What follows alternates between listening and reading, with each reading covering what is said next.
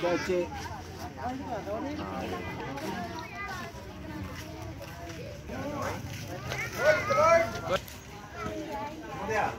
Kami gana na kayo ni Paul, masilin ba sila? Sila po yan.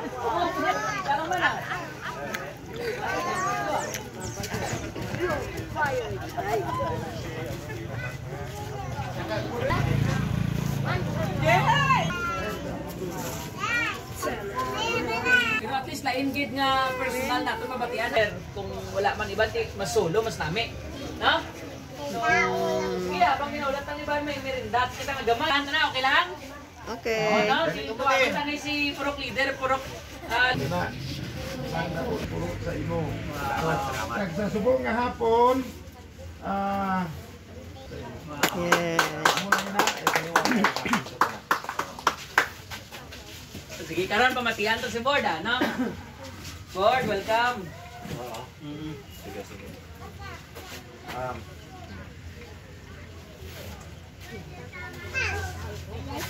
Ngayong hapon. Ngayong hapon. Diri may palungkuan diri ma'am. Pungko ka mo diri. Ngayong hapon. Dito ma'am Sa tanan, nagpasalamat man ako sa pag-welcome sa ako diri. Porta, no? Kilala niyo na ko? Kilala na. Si number 9, Gidorio Nonoy. Pero ang akon sa Comelec, Gidorio Obrijan, no? Kasi nabudayan ka mo mangita, ang pangitaon nyo lang number 9, no? Makita nyo dito pagkabot board member number 9, Gidorio Obrijan, no? Makita nyo na dito dayon, no? Pagka board member, 4 na ginapili sa board member, no? Unahon nyo itong number 9 para di malipatan. Nagbasig ba lang magsobra inyong ano ha? Linggiling numero show sa balota. Unahon nyo gito. At least hindi nyo malipatan, no? 4 ng kuwaon. Pero inyo na nakatungod kung sino inyo isugpon dito, no? Si Nonoy Gidorio, isa ka negosyante sa Sorala, no? Gusto man, no, mag serbisyo sa katauhan sa mga kinasingkasing na serbisyo, no? Ako isa ka negosyante kang tumandok man sa Sorala. Gusto ko man serbisyo sa aton 3rd district sa South Cotabato. Ako ano man bilang experience ko in private lang galing mga organization namon. Pareho sila sa Sorala mga organization, Chamber of Commerce. Isa ako diri ka auditor, no? Ang amon mga membro sini puro mga negosyante sa Sorala. So may isa pa gid ako ka organization nga ara man sa Marbel. Ini sa mga dalagko man ng mga negosyante, mga doktor, abogado, mga government in uniform, mga officials, mga government employee, mga officials, mga politiko, no? So amo ni ang akon nga mga kaupod sa organisasyon. Ako nagiging presidente ako diri 2016, no? Pagkatapos 2017 nagiging treasurer ako, no? Hasta sumong treasurer ako gyapon nila. Amo na gid mo pa sa tagline ko masaligan amigo sa tanan, no? Kay ang akon nga tagline masaligan niya man sila mismo mga dragko naman mga tao mga kilala na, no? So hasta sumong treasurer ako gyapon nila. Bilang isa ka nagapapili man sa board member, no? Isa man lang ang akon andong bilang isa ka negosyante, no? Ang akon nga suporta ara tanan sa mga farmers kay almost 90% sa akon nga product nga income sa South Cotabato District ara sa aton produkto, no? So amo na ang akon nga gusto man nga tutukan bilang board member, kung ano akon nga masuporta diri sa amo ini nga posisyon, no? Gusto ko makabuligid sa mga farmer. Kung ano ang mga inputs na pwede na ako pangayo sa gobyerno, ihatag na ako, kaya naman. No? Wala naman nabasing iban, no? Kung pigado ang mga farmers, sigurado ako pigado man kami ng mga legislative. No? Kaya nga aman, no? Sino ang magbakal sa amon kung wala yung mga farmers? Kaya nga man, dabula lang nila tuyo. Ang farmers, kung may kwarta, may bakal sila sa mga gamit nila. May renovation, may pang-renovation sa balay, may pang-bayad utang. May ara man pang bakal gamit sa balay, gamit sa mga kabataan, gamit sa mga kapuhan. No? So, di na makadto. Siyempre, sa mga negosyante. Sa mga transportation naman, no? Sino ang naghahatag sa income sa transportation? Siyempre, ang magyapon, mga farmers naton, no? Kanya aman, kung may extra sila, iskan lapit lang nila, sila sakay nila nila. No? Pero kung wala ganinong piti, iskan 2 kilometros para lapit na ayo. No? So, amo na ang kinahanglan natin, suportaran ang atong mga farmers. Hindi lang kita magsalit sa mga ayuda. Kaya ang ayuda, totoo lang. No? Kaysa ginapaon pa yun sa aton. No? Kinalan pa naton pila-pila, magulat-ulat sa ila. So, kung may kinanglan sila, ipaabot pa nila. Pero hindi ko umuwiya, kung may ayuda, kung may dawat. No? Kaya nga man, taxes inis ang aton na farmers, taxes inis ang aton ng mga negosyante. Kung may ara man dawatan, wala kay grasya. Hindi nyo pag-indian. Pero hindi nila ang pag una-unahon na may utang kamo-kamo-bukod. So niya, kaya nga man, isipon ninyo taxes ini sa farmers at sa mga negosyante. Hindi ini kwarta sa gobyerno, kwarta sa naghatag sa iyo. Kung inyo gindawat 3,000, no, inibo ang ilang milyones pa yung ginkuha nila. No? So, batunan nyo lang kung mangyara. No? So, isipon nyo lang, wala ka mo sa utang kabubuton sa naghatag, kundi nagalin, no? Kaya nga aman, taxes ininatol na ila gingamit. So, amo na itong tanawon, no?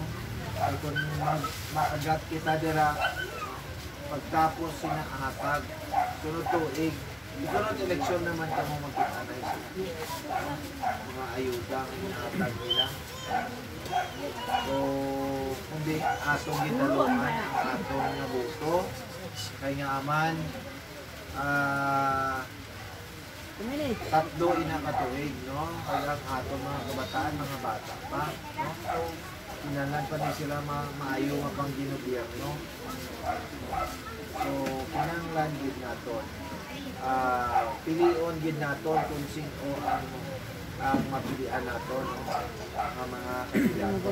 Kaya man, hindi pagsayangon ang aton nga boto.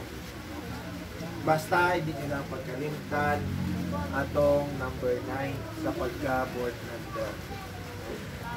Gregorio Obrijan o Gregorio Nonoy. Ginonoy ko abi na kaya para dali makilala. Kaya kung i-Obrijan ko na iba na yawan pang-isip-isip. Pero isama na ang Gregorio. Number 9, board member. Wala naman sang Gregorio nga iba. Ang tao nyo lang, number 9, Gregorio. Amoy na ang akon ng mga gusto nga matabo sa akon pagka ako na ko inyong pilion, no?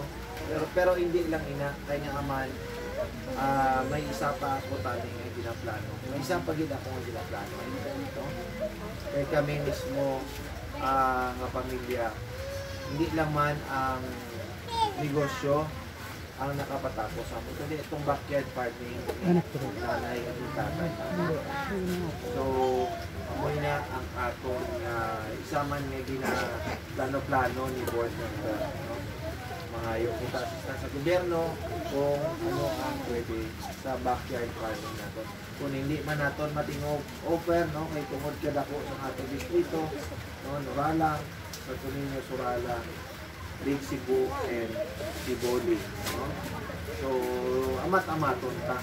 Kaya naman, ang aton nga farm, nga produkto abi, no, kung kaisa, ang aton ng mga farmers nag-English. Ano itong English nila?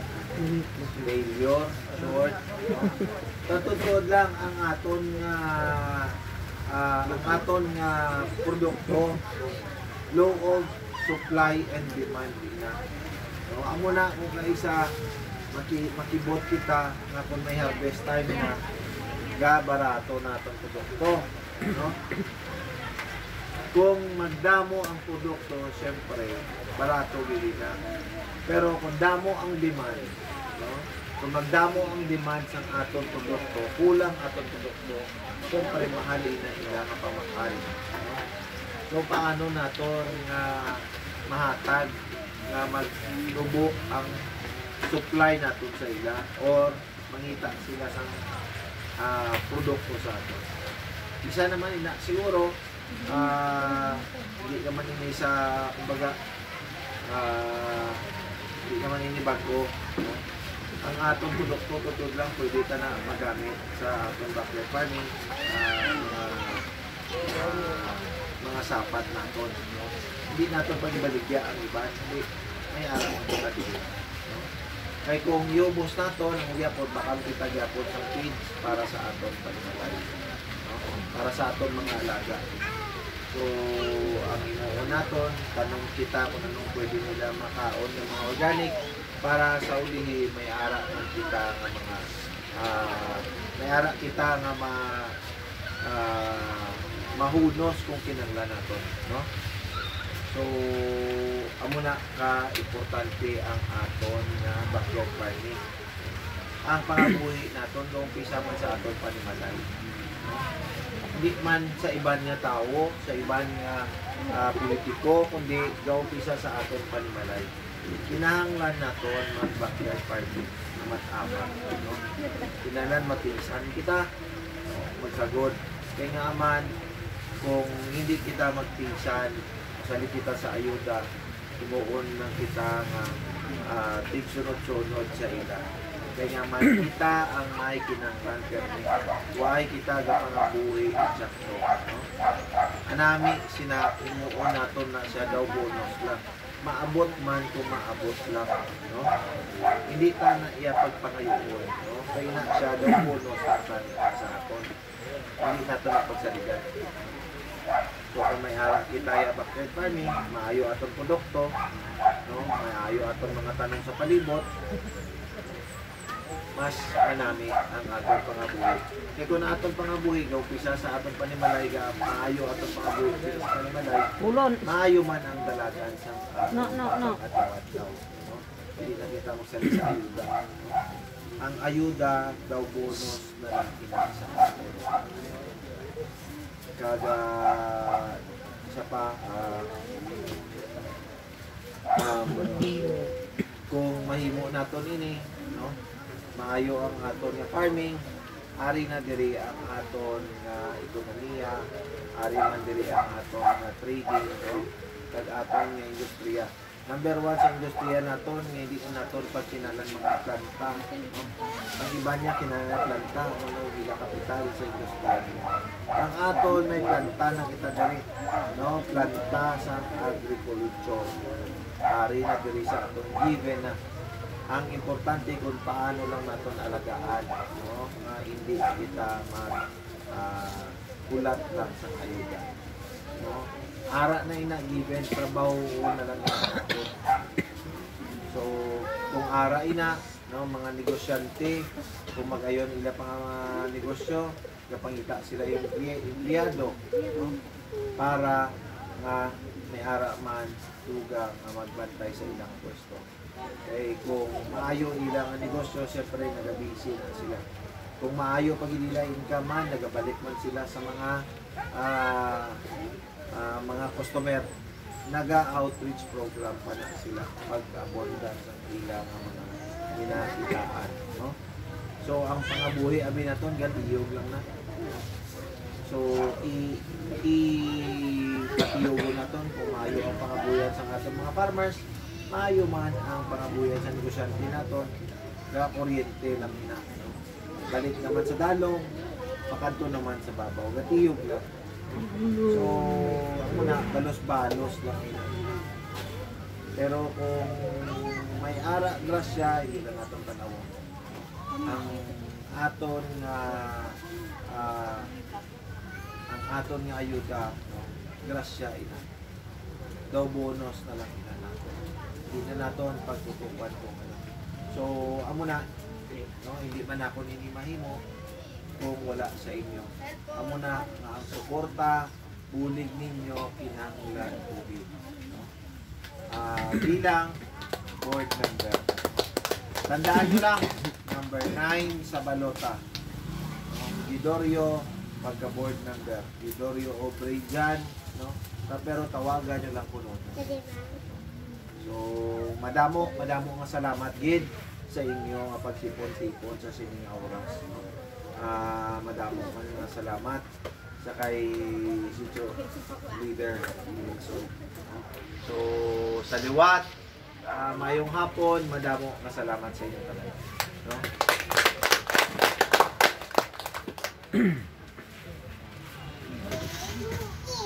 May gusto pa mga bata mag-istorya? Base may gusto pa mag-istorya?